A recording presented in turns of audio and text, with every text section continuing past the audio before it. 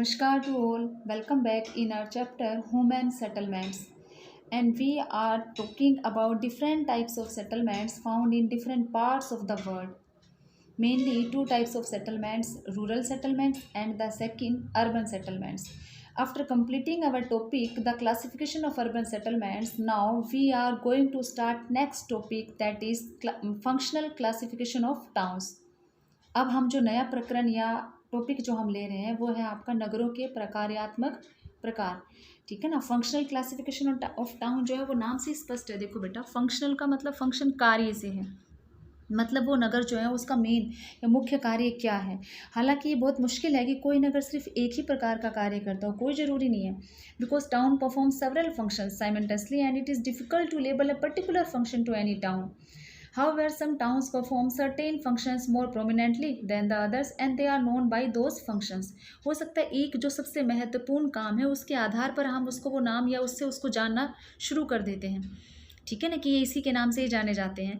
कि आपसे कहा जाए दिल्ली या अम्बाला तो हमें वो छावनी के रूप में नज़र आते हैं, या आप ये कहते हो शिमला, मैसूरी या नैनीताल तो आपके लिए क्या एंटरटेनमेंट या टूरिस्ट मतलब टूरिज्म की दृष्टि से देखें तो आपके जहन में पहले ये आता है, तो वो मेन हो गया। लेकिन ज़रूरी नहीं है कि वहाँ एक ही काम होता हो, बहुत सारे काम भी होते हैं। पर फिर भी कुछ नगर ऐसे हैं, ठीक है ना, जिनको हम उनके कार्यों से जोड़ देते हैं। तो नगरों को उनके कार्यों या प्रकार के आधार पर हम क्लासीफाई करते हैं। तो following types of towns can be identify on the basis of their functions. Okay, now we are taking first administrative towns, प्रशासनिक नगर। प्रशासनिक नगर का मतलब जहाँ प्रशासनिक कार्य होते हैं। ठीक है, तो these towns are the headquarters of the administrative departments of central और स्टेट गवर्नमेंट्स। मतलब ये ज़्यादातर आपके देश, नगर या राज्यों की राजधानियाँ या जिलों या उनके प्रशासनिक इकाइयों के मुख्यालय होते हैं। तो इसमें आपकी सरकारी इमारतें, संसद भवन या विधानसभा भवन, ठीक है ना, या फिर आपके जो विभिन्न जो मंत्रालय हैं वो सब होंगे। मतलब डिस्ट्रिक्ट हेडक्वार्टर्स हो सकते हैं, large number of government buildings of various heads of departments in addition to parliament house and assembly halls, ये सब आपको यहाँ पर मिलेंगे। And they are mainly inhabited by government employees. ज़्यादातर आपको क्या सरकारी कर्मचारी जो हैं, ठीक है ना, वो या अधिकारी हैं, वो अधिक संख्या में यहाँ पर रहते हैं।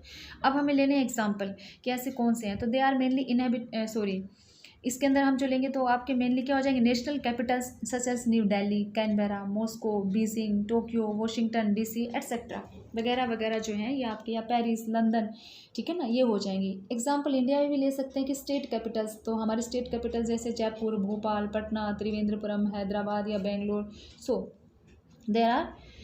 These are administrative cities. ये सब आपके क्या हो गए, प्रशासनिक नगर हो गए first. Now come to the next, second पर आओ बेटा, डिफेंस टाउन्स।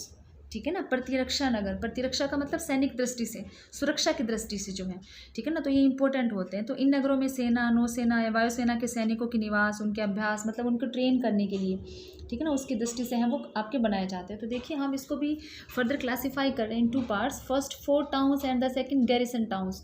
फोर्ट टाउन्स मतलब दुर्ग नगर, ठीक है।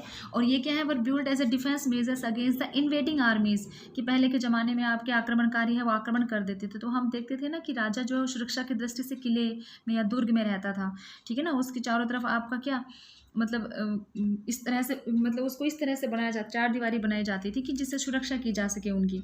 तो many towns have the word, जैसे हमारे बहुत सारे ऐसे नगर हैं जिनके नाम के आगे ग्रह लगता है, fort tagged with their names, ठीक है ना, जैसे छत्तीसगढ़ है, अलीगढ़ है, ये इसी प्रकार के नाम है। कुछ ऐसे भी हैं जिन फोर्ट टाउन्स के साथ में ग्रह ना हो कि कुछ और भी जोड़ दिया जाता है, जैसे इलाहाबाद, हैदराबाद, जोधपुर, ये सब आपके क्या फोर्ट टाउन्स ही हैं, डिफेंस पर्पज से जो बनाए गए थे। इसी में जो हम सेकंड लेते हैं गैरिसन टाउन, ये ट्रेंड करने के लिए, ठीक है ना, प्रशिक्षित करने के लिए बनाए जाते हैं, जिन्हें हम छावनी नगर कहते हैं। तो garrison towns are those where army contingents are posted, जैसे आपका महू है, मध्य प्रदेश में है, ठीक है ना, इंदौर के पास, ये इंपॉर्टेंट एग्जाम्पल है। या फिर आपका ऐसे ही और भी हम लेते हैं, जैसे गैरिसन टाउन में मिलिट्री हेडक्वार्टर जहाँ होते हैं, जैसे मेरठ है, अम्बाला है, ये आपके सब क्या है, गैरिसन टाउन्स है। इसमें एक और लेते हैं हम, नया जो आपका आ रहा है, नेवल टाउन्स, जो नेवी की दृष्टि से लेते हैं, जैसे कोची है, करवार है, ये आपके एग्जाम्पल है किसके, नेवल बेसिस इसके।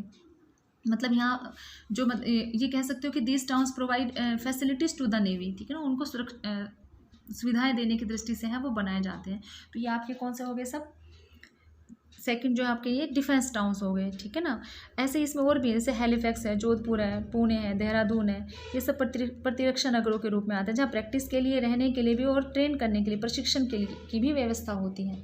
ये था आपका सेकंड, ठीक है। नेक्स्ट पर आ जाइए, इंडस्ट्रियल टाउन्स, औद्योगिक नगर।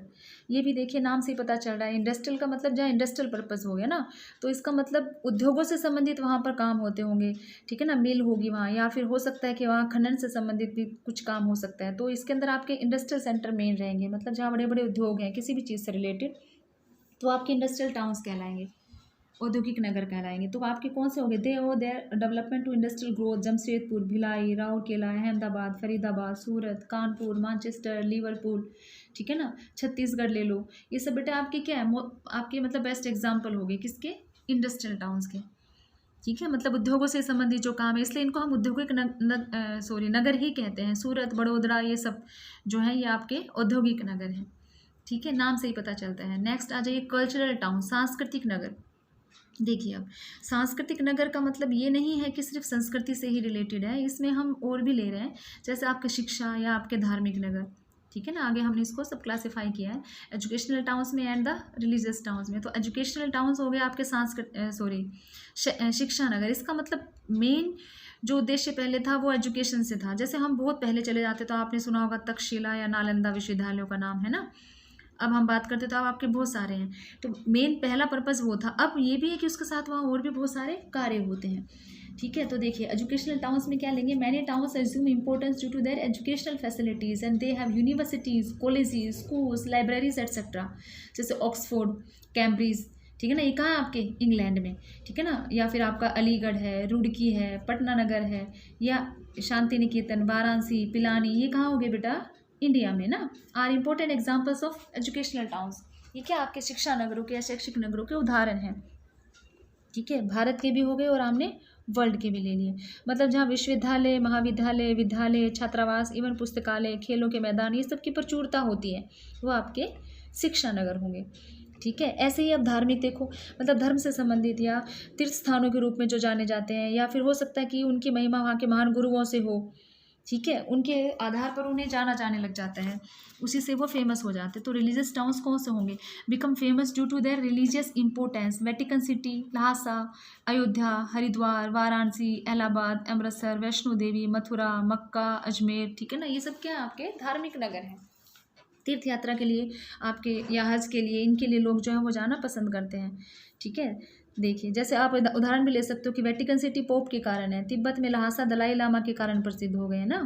तो ये सब ऐसे ही हैं। तो ऐसे भारत में भी आप वैष्णो देवी का, मथुरा का, वृंदावन, अमृतसर, ये सब क्या आपके वाराणसी या हरिद्वार, ये आपके वही तीर्थ स्थान है जिसके कारण ये प्रसिद्ध हो गए हैं। तो ये आपके क्या धार्मिक नगर कहलाते हैं, मतलब नाम से ही है। आपको सबके कुछ कुछ एग्जाम्पल्स हैं वो बेटा लर्न करने हैं, ठीक। अब नेक्स्ट पर आइए, कलेक्शन सेंटर्स। देखिए कलेक्शन का मतलब यहाँ पर है संग्रह केंद्र, ठीक है। अब देखियो हम सॉरी बेटा, हम इसको भी आगे पार्ट्स में डिवाइड कर रहे हैं। देखिए फर्स्ट हमने लिया माइनिंग, खनन केंद्र है ना, माइनिंग टाउन्स। इसका मतलब जहाँ खनिज पाए जाते हैं और वहाँ उनका खनन का काम होता है। तो नगरों का विकास होता चला जाता है कि पहले सिर्फ माइनिंग के साथ साथ वहाँ लोगों ने रहना भी, सेटल होना भी शुरू किया। उनको फैसिलिटीज़ के लिए ट्रांसपोर्ट फैसिलिटीज़ भी आ गई, बैंकिंग फैसिलिटीज़ भी आ गई। मतलब बहुत सारे लोग धीरे धीरे इकट्ठा हो गए और धीरे धीरे वो डेवलप होते चले गए या फैलते चले गए, ठीक है। तो नगरों का विकास होता चला जाता है।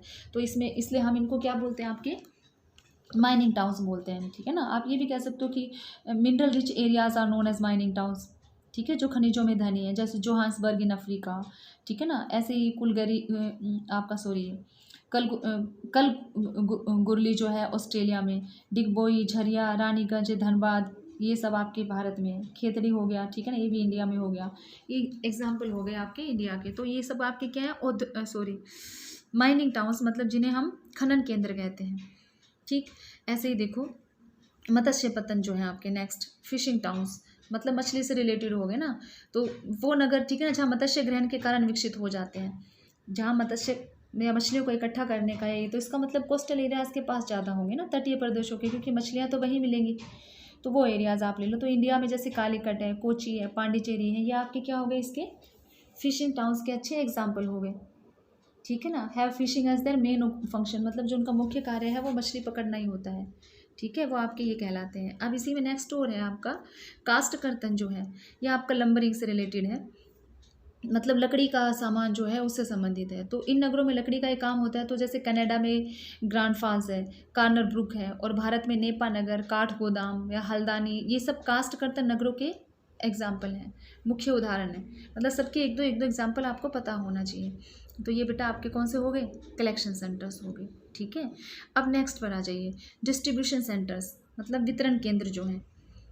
वितरण केंद्र का मतलब ये कह लो कि आप जो डिस्ट्रीब्यूट करने का, औरों को देने का काम करते हैं, व्यापारी जहाँ पर ज़्यादा होते हैं ना, मार्केट ट्रेडर्स या मीडिएटर्स, बिचौलिए, ये जहाँ पर ज़्यादा होते हैं वो वितरण आप या आपका डिस्ट्रीब्यूशन सेंटर जो है वो कहलाते हैं। ठीक है, अब देखिए distribution centre main function distribution का है। तो पहला हम ले रहे हैं इसमें ट्रेड सेंटर्स।